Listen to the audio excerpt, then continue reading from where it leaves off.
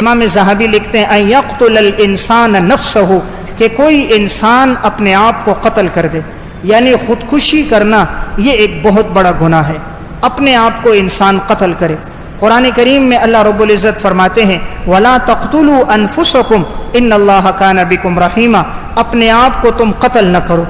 انسان اپنے آپ کو قتل نہیں کر سکتا، وجہ یہ ہے کہ یہ جسم ہمارے پاس امانت ہے، ہم اس میں وہ کریں گے جس کا اللہ رسول نے حکم دیا ہے، اس کے علاوہ ہم اپنے جسم پر کوئی چیز نافذ نہیں کر سکتے، چونکہ جسم امانت ہے، اس میں وہی کرے گا انسان جو قرآن و سنت کا حکم ہے۔ اس لیے یہ وصیت کرنا کہ میرے موت کے بعد میری آنکھیں فلاں کو دے دی جائیں، میرا دل اور اعضاء فلاں کو دے دیے جائے، تو یہ وصیت ناجائز اور غلط ہے، یہ نافذ نہیں ہوگی، اس لیے کہ ہم اپنے اعضاء کے مالک نہیں ہیں۔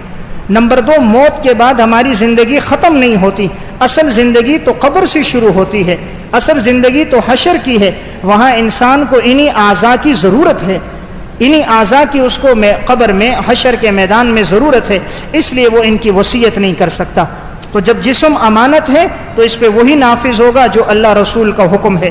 خودکشی کرنا کتنا بڑا گناہ ہے، آج یورپ کے دیکھا دیکھی ہمارے معاشرے میں بھی یہ گناہ رائج ہو گیا کہ معمولی جھگڑے کی وجہ سے خودکشی کر دیتے ہیں، بے روزگاری کی وجہ سے کر دیتے ہیں، گھر میں میاں بیوی کا جھگڑا ہوا، بچوں سے جھگڑا ہوا تو خودکشی کر دی، پھندا لگا دیا، پانی میں چھلانگ لگا دی، زہر پی لی، اپنے آپ کو قتل کر دیا۔ یہ کتنا بڑا گناہ ہے کہ نبی اکرم صلی اللہ علیہ وسلم فرماتے ہیں من قتل نفسہ بحدیدۃ، جس نے اپنے آپ کو قتل کیا کسی لوہے کے ساتھ، فحدیدتہ فی یدہ یتوجع بہا فی بطنہ، وہ اس لوہے کو اپنے پیٹ میں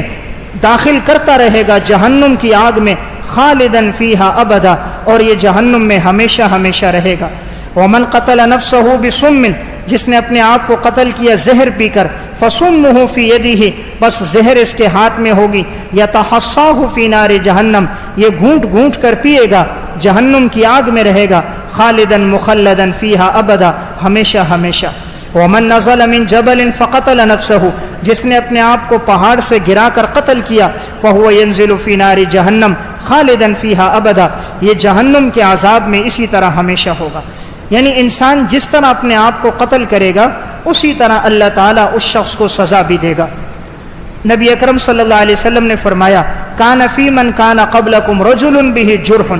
تم سے پہلے لوگوں میں ایک شخص گزرا جس کو زخم لگا، فجزع، تو گھبراہٹ میں آیا، فاخذ سکینا، اس نے چھری لی، فحز بہا یدہ، اپنے ہاتھ کو کاٹا، فما رقا الدم حتی مات، اس کا خون بند نہیں ہوا یہاں تک کہ مر گیا۔ قال اللہ تعالی، تو اللہ رب العزت نے فرمایا بادرنی عبدی بنفسہ، اس بندے نے جلدی کی ہے اپنے آپ پر موت واقع کرنے کے لیے اس نے جلدی کی، حرمت علیہ الجنہ، میں نے اس کے اوپر جنت کو حرام کر دیا۔ اس نے اپنے آپ کو جو قتل کیا کہ جلدی موت واقع ہو جائے، تو اللہ رب العزت فرماتے ہیں کہ میں نے اس پر جنت کو حرام کر دیا۔ دوسری روایت میں آتا ہے آپ صلی اللہ علیہ وسلم نے فرمایا من قتل نفسہ بشیء عذب بہ یوم القیامہ، جو شخص اپنے آپ کو قتل کرے گا قیامت کے دن اس کو اسی طرح عذاب دیا جائے گا۔ اس لیے ایک بڑا گناہ ہے خودکشی، انسان اس سے بچے اور اپنی اولاد کو، اہل و عیال کو بھی بتائے کہ اس گناہ کی قرآن و سنت میں کتنی وعیدیں آئی ہیں۔ تو میں عرض کر رہا تھا یہ جسم امانت ہے، اس میں انسان وہ کرے گا جو اللہ رسول نے حکم دیا۔ بڑے افسوس کی بات، آج سے چند ماہ قبل اسلام آباد کی سڑکوں پر بعض عورتیں باہر نکلی اور ان کے ہاتھوں میں ایک کاغذ پکڑے ہوئے تھے، بینر پکڑے ہوئے تھے، جس پہ لکھا تھا ہمارا جسم ہماری مرضی، یعنی ہمارا جسم ہے، ہم جس طرح چاہیں کر سکتے ہیں۔ یہ جملہ غلط، نہ جسم ہمارا نہ مرضی ہماری، جسم بھی اللہ کا، مرضی بھی اللہ کی،